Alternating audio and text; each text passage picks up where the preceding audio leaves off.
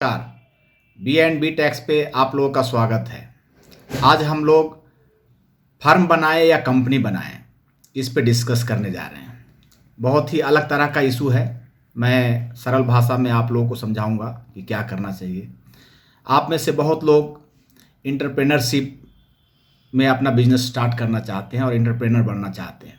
ये बहुत अच्छी बात है, क्योंकि नौकरी करने से अच्छा नौकरी देना होता है। जब आप अपना काम करेंगे तो लोगों को नौकरी देंगे। और वैसे ही कोरोना काल में बहुत लोगों की नौकरी चली गई है, वो अपना बिजनेस भी कर सकते हैं।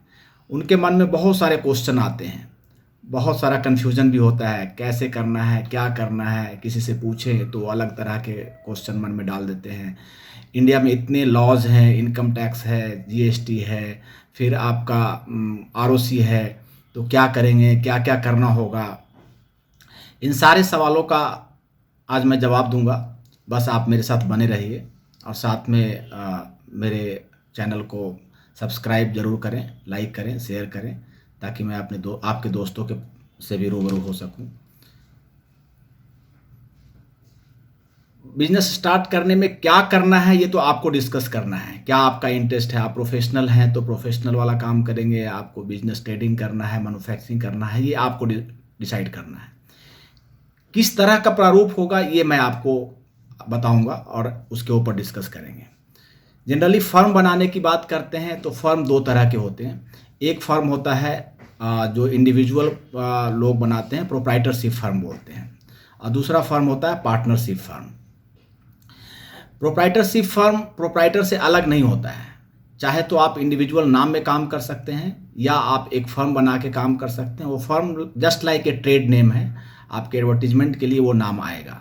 इसमें एक बहुत बड़ा इशू है कि ये प्रोप्राइटरशिप फर्म इस तरह से कहीं रजिस्टर्ड नहीं होता कि आपका नाम कोई दूसरा आदमी नहीं रख सके। और आप कोई जनरली जब हम नया काम स्टार्ट करते हैं तो हमारे मन में होता है कि हम ये नाम रखेंगे, फिर ये नाम कोई और ना ले। इसके लिए मैं सजेस्ट करूँगा आपको कि अगर इस प्रोप्राइटरशिप में आप कोई प्रोप्राइटरशिप फर्म बनाते हैं तो उसका ट्रेड नेम जो है उसको ट्रेडमार्क में ज़रूर रजिस्टर्ड करवा लें, ताकि फिर वो नाम कोई और ना ले सके। जैसा कि मैंने बताया कि प्रोप्राइटरशिप फर्म प्रोप्राइटर से कुछ अलग नहीं होता है। वो प्रोप्राइटर अपने नाम से भी कर सकता है और कोई फर्म बना के भी कर सकता है। इसमें बहुत ज़्यादा कुछ पेपर की भी ज़रूरत नहीं होती। आपका पैन चाहिए, जो प्रोप्राइटरशिप का अलग से पैन नहीं होगा, आपके पैन से हो जाएगा। जीएसटी में रजिस्ट्रेशन करवा लीजिए और उसके बाद एक करेंट अकाउंट खुल जाएगा और आप बिजनेस कर सकते हैं। इस फर्म को बनाने के लिए कुछ नहीं करना, जैसा मैंने बताया, आपको नाम खुद डिसाइड करना है और एक जीएसटी में रजिस्ट्रेशन करना है। तो इसके लिए बहुत ज़्यादा कोई फ़ीस भी चार्ज नहीं करते। जनरली 10-1 हज़ार कोई फ़ीस आपसे मांग लेगा और ये बहुत आसान है। दूसरा तरह का फर्म है पार्टनरशिप फर्म। पार्टनरशिप फर्म भी दो तरह के होते हैं। एक रजिस्टर्ड एक पार्टनरशिप फर्म नॉर्मल, और दूसरा एक एलएलपी होता है। नॉर्मल पार्टनरशिप फर्म भी दो तरह के होते हैं, एक अनरजिस्टर्ड, दूसरा रजिस्टर्ड। पार्टनरशिप फर्म जैसा कि नाम से ही दिखता है कि इसमें पार्टनर मतलब एक से ज़्यादा आदमी होने चाहिए। दो लोग मिल करके एक पार्टनरशिप बनाएंगे, उसका एक डीड बनाएंगे, जो टर्म एंड कंडीशंस होंगे उस डीड में लिखेंगे। उस के ऊपर भी पैन मिल जाता है, चाहे तो उसको रजिस्टर्ड करवा लें। एसडीएम के यहाँ रजिस्टर्ड होता है, ज़्यादा अच्छा रजिस्टर्ड पार्टनरशिप फर्म ही होता है। और रजिस्टर्ड करवा लिया, उसके बाद पैन अप्लाई हो जाएगा, फिर जीएसटी नंबर लेंगे और बैंक अकाउंट खुल जाएगा। इस तरह का फर्म बना सकते हैं। इसमें भी बहुत ज़्यादा काम नहीं है। डॉक्यूमेंट रिक्वायर्ड होता है। एक तो आपको दोनों पार्टनर का केवाईसी चाहिए और फ़ोटो चाहिए। तो दूसरा, जिस प्लेस पे आप बिजनेस करना चाहते हैं उस बिजनेस का आपको प्लेस का प्रूफ चाहिए, जैसे रेंट एग्रीमेंट, मकान मालिक का बिजली बिल, कोई बिजली बिल हो या प्रॉपर्टी का टैक्स का हो, जिससे ये तय हो कि उनका बिल है। एक एनओसी चाहिए होगा, आपका जीएसटी का रजिस्ट्रेशन हो जाएगा। इसके लिए अगर अनरजिस्टर्ड हो तो फिर तो कम फीस लेते हैं लोग। अगर रजिस्टर्ड हो तो 10 से 15 हज़ार फीस कोई चार्ज कर सकता है। दूसरा फर्म है LLP. LLP limited liability partnership firm होता है। इसको एक फॉर्मल तरीके का पार्टनरशिप फर्म गवर्नमेंट ने अनाउंस किया, जो आरओसी से, रजिस्ट्रार ऑफ कंपनी से ऑलरेडी रजिस्ट्रेशन करवाएंगे, जैसे कंपनी का रजिस्ट्रेशन करवाते हैं, और आपको नाम अप्लाई करना होगा। इस नाम में ये है कि ये नाम फिर कोई दूसरा नहीं लेगा, क्योंकि आरओसी से आपको नाम मिल गया है। इससे पहले वाला पार्टनरशिप फर्म और प्रोप्राइटरशिप फर्म के लिए आपको नाम अपना ट्रेडमार्क में रजिस्टर्ड करवाना चाहिए, ताकि कोई दूसरा कॉपी ना करे। आप इसके लिए भी वही पेपर चाहिए होता है जो नॉर्मल पार्टनरशिप के लिए चाहिए होता है। पार्टनर्स का KYC फ़ोटो और बिजनेस जहां कर रहे हैं उसका बिजनेस प्लेस का प्रूफ चाहिए होता है। रजिस्ट्रेशन हो जाएगा। नाम एक आपको सोचना है, वो नाम, इसमें एक ये अलग बात है कि वो नाम अवेलेबल है या नहीं, ये पहले सर्च करेंगे। वो नाम अवेलेबल होगा तभी आरओसी वो नाम आपको देगी और LLP रजिस्टर्ड हो जाएगा, आप बिजनेस स्टार्ट कर सकते हैं। इसके लिए भी फीस कुछ 10 से 15 हज़ार लोग लेते हैं। दूसरा तरह का है कि कंपनी, ये फर्म का बात मैंने कर लिया। अब कंपनी भी बहुत तरह के होते हैं, बट जो नॉर्मल स्टार्टअप के लिए 2 तरह का कंपनी से हम लोग काम स्टार्ट कर सकते हैं। पहला एक कंपनी है OPC, 1 पर्सन कंपनी, और दूसरा private limited company. 1 person company जैसा नाम से ही है, एक आदमी इसको स्टार्ट कर सकता है। बाकी प्रोसेस सेम है, केवल बस एक आदमी चाहिए, डायरेक्टर एक ही होगा, 2 डायरेक्टर की इसमें ज़रूरत नहीं है। और एक नाम अप्लाई करना है, फिर कंपनी की रजिस्ट्रेशन करवाना है, फिर आगे की कार्रवाई सेम होगी। और दूसरा है प्राइवेट लिमिटेड कंपनी नॉर्मल, जिसमें एक से ज़्यादा आदमी चाहिए, डायरेक्टर चाहिए। पेपर दोनों में, वहाँ OPC में केवल एक डायरेक्टर का पेपर चाहिए, यहाँ अगर एक से ज़्यादा है उतने डायरेक्टर के पेपर चाहिए, और बाकी बिजनेस प्लेस का आपको प्रूफ चाहिए, और कई सारे एफिडेविट वगैरह लाएंगे, जब जिससे जो प्रोफेशनल आपका काम कर रहा होगा वो सब बना के देगा और आपको साइन करना है। फीस दोनों में ही 15 से 20 हज़ार रुपये लोग लेते हैं, इतना है। अब ये तो फीस केवल बनाने का हो गया। इसके आगे भी बहुत सारी बातें हैं कि अगर हम इंडिविजुअल प्रोप्राइटरशिप फर्म में काम करते हैं तो आगे क्या कॉम्प्लिकेशन आते हैं, पार्टनरशिप में क्या कॉम्प्लिकेशन है, LLP में क्या कॉम्प्लिकेशन है। प्रोप्राइटरशिप फर्म है, अगर आप प्रोफेशनल हैं या ट्रेडिंग करते हैं, अगर मैं प्रोफेशनल की बात करता हूं, जनरली अगर नौकरी कर रहे होते हैं तो हम लोग प्रोफेशनल कुछ काम करते हैं। प्रोफेशनल काम के लिए 20 लाख रुपए तक तो GST की रजिस्ट्रेशन भी नहीं लेना है। आप इंडिविजुअल नाम से करिए, सेविंग अकाउंट में भी पैसे ले सकते हैं। अगर करेंट अकाउंट खोलना है तो GST में रजिस्ट्रेशन लेंगे। 20 लाख तक कोई GST की रजिस्ट्रेशन की ज़रूरत नहीं होती है, और आपको कुछ नहीं करना। एक सेक्शन है इनकम टैक्स का 44ADA, उसमें इनकम टैक्स की रिटर्न 50% आपका इनकम को प्रॉफिट मान के इनकम टैक्स का रिटर्न फाइल हो जाएगा। नॉर्मल स्लैब से टैक्स लगता है, कोई किसी तरह की किसी को फीस नहीं दें, या नॉर्मल फीस जो ITR फाइल करने का है उससे थोड़ा ज़्यादा 5 से 10 हज़ार रुपये में आपका काम हो जाएगा, अगर GST का रजिस्ट्रेशन नहीं लिया है। उससे ज़्यादा काम 20 लाख से ज़्यादा करते हैं तो 50 लाख तक ये सेक्शन है जो 44ADA में आप रिटर्न फाइल कर सकते हैं। ये 44ADA का फ़ायदा ये है कि आपको बुक्स ऑफ अकाउंट मेंटेन नहीं करने हैं, तो ना बुक्स ऑफ अकाउंट मेंटेन करने हैं, ना ऑडिट की ज़रूरत है। हाँ, इसमें कंडीशन ये है कि आपको 50% प्रॉफिट डिक्लेयर करना है, केवल GST की रिटर्न जाएगी। उसके लिए कोई प्रोफेशनल 25 से 30 हज़ार रुपये साल का आपसे फीस लेगा और आपका काम हो जाएगा बहुत ही आसानी से।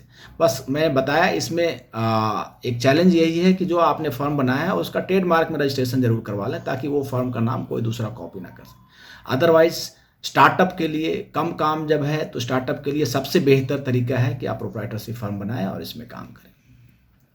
दूसरा मैंने पार्टनरशिप बताया। पार्टनरशिप अगर बनाना ही है तो नॉर्मल पार्टनरशिप ना बना के LLP बनाइए। LLP ज़्यादा बेहतर है, क्योंकि वो कहीं ना कहीं एक गवर्नमेंट एजेंसी से रजिस्टर्ड है, तो उसमें काम करना बेहतर है। दोनों पार्टनरशिप में वैसे सेम है। अगर यहाँ पे भी 44AD और ADA सेक्शन अवेलेबल है अगर कम आप काम करते हैं तो।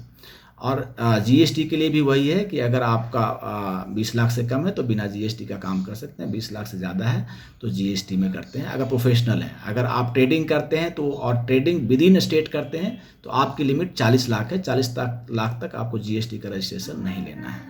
तो जैसा काम होगा उसी के हिसाब से फीस ले लेंगे लोग, चार्ज करेंगे आपसे प्रोफेशनल जो होगा। अगर कम काम है तो LLP में आप कर सकते हैं। दूसरा कंपनी मैंने बताया OPC 1 पर्सन कंपनी है या प्राइवेट लिमिटेड कंपनी है। इसमें एक बाकी फर्म से डिफरेंस ये है इस कंपनी में कि फर्स्ट डे से ही, चाहे आपका कितना भी टर्नओवर हो, आपको ऑडिट करवाना है, बुक्स ऑफ अकाउंट मेंटेन करना है। तो ऑडिट करवाने का एक खर्चा आपको एक्स्ट्रा हो जाएगा। और उसके बाद एक आरओसी भी इन्वॉल्व है। तो नॉर्मल आईटीआर के अलावा एक आरओसी की रिटर्न भी एनुअल रिटर्न फाइल करनी होगी। तो उसके फीस भी एक कंपनी सेक्रेटरी या सीए जो भी होगा वो 5 से 10 हज़ार रुपये साल का एक्स्ट्रा ले लेगा। ये आरओसी की का रजिस्ट्रेशन एलएलपी में भी जाता है, नॉर्मल पार्टनरशिप फर्म में नहीं जाता, एलएलपी में भी जाता है। तो ये आपका एक खर्चा एक्स्ट्रा है। बाकी खर्चा जैसा आप काम करेंगे, जिस तरह का आपका काम होगा उसके हिसाब से आपको फीस, कोई सीए होगा वो या कोई प्रोफेशनल से काम करवाएंगे वो लेगा। लेकिन अगर कंपनी है तो ऑडिट फीस एक आपके ऊपर खर्च है।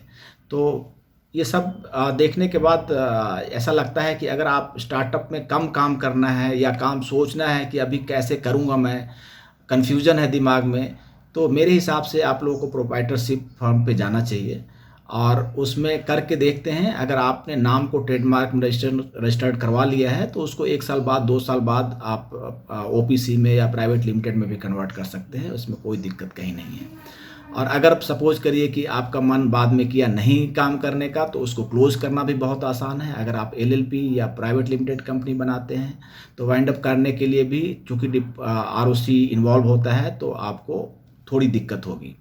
आज के डेट में कंपनी बंद करने में गवर्नमेंट ही 10,000 रुपया फीस लेती है, फिर कोई प्रोफेशनल भी अपना फीस लेगा तो आपको थोड़ा नुकसान हो सकता है।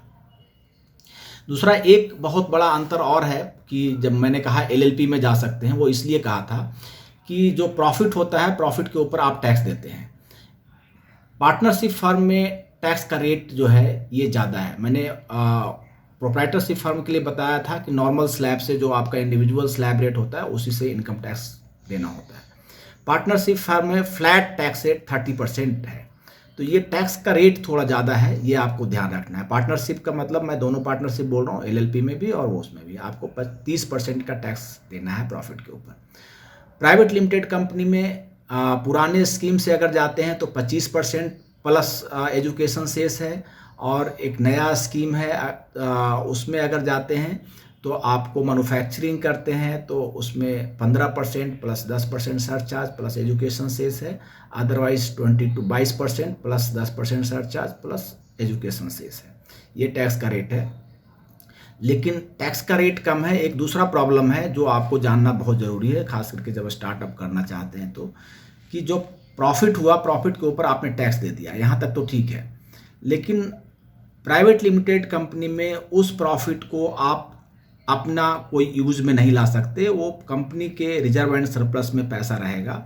उसको अगर आप निकालते हैं तो वो डीम्ड डिविडेंड माना जाता है और उसके जो प्रोविजंस है उसके ऊपर लागू होता है। लेकिन आप एलएलपी बनाते हैं या पार्टनरशिप में काम करते हैं तो उसमें ये दिक्कत नहीं आती है। जो प्रॉफिट होता है वो प्रॉफिट आपके कैपिटल में ऐड हो जाता है और वो कैपिटल आपका ही होता है। आप चाहे तो जितना मर्जी ज़रूरत के हिसाब से विड्रॉ कर सकते हैं, ज़रूरत के हिसाब से उसमें कैपिटल और इंट्रोड्यूस कर सकते हैं। वहाँ कोई किसी तरह का कोई बाध्यता नहीं होता। ये एक फ़ायदा है। तो अगर स्टार्टअप है तो आप इंडिविजुअल प्रोप्राइटरशिप फर्म से काम नहीं चल रहा है, आप 1 से या 2 लोग हैं, 3 लोग हैं, तो आप एलएलपी में जा सकते हैं। फिर भी मैं सलाह दूंगा कि कोई काम करने जा रहे हैं, स्टार्टअप में बिजनेस करने जा रहे हैं, तो आप किसी प्रोफेशनल से सलाह ले लें।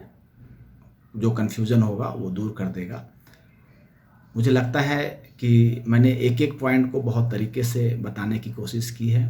फिर भी अगर कोई पॉइंट रह गया हो तो आप कमेंट बॉक्स में ज़रूर लिखें। अगर आप लिखते हैं तो मुझे बहुत अच्छा लगता है और अच्छा करने की प्रेरणा मिलती है। आप मेरे चैनल को सब्सक्राइब करें, लाइक करें, अपने दोस्तों को शेयर भी करें। इनकम टैक्स के केस लॉज और जीएसटी के अपडेट्स के लिए हमारे फेसबुक पेज BNB